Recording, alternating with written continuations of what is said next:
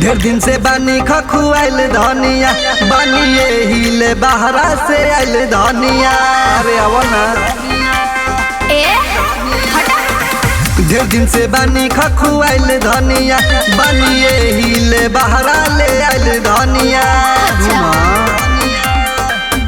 जहले बिहान होई धनी रातिया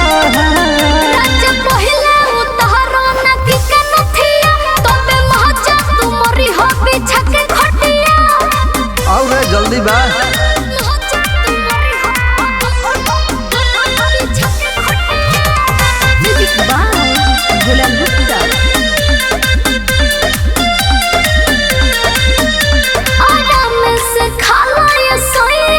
का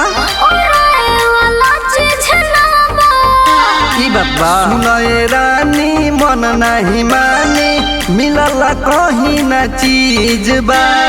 अरे दे दो जइबा कि ना आदम से खाला ये सोया ओरे वाला चीज ना बा।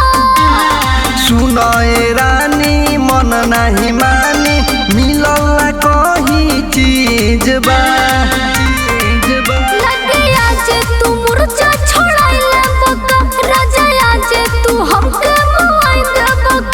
सही सोचल टूटे द पलंग के धनी सुना पटिया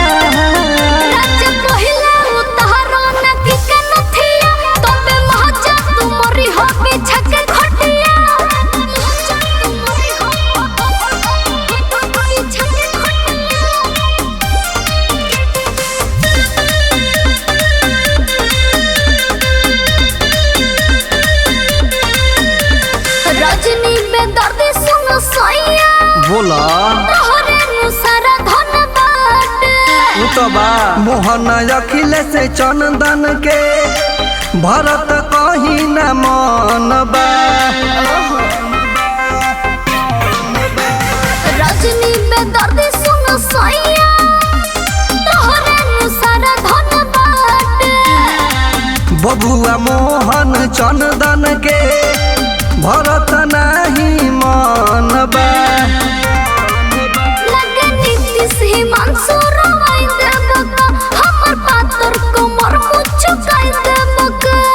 हरदी छाप ली है जहले बिहान होई धनी रातिया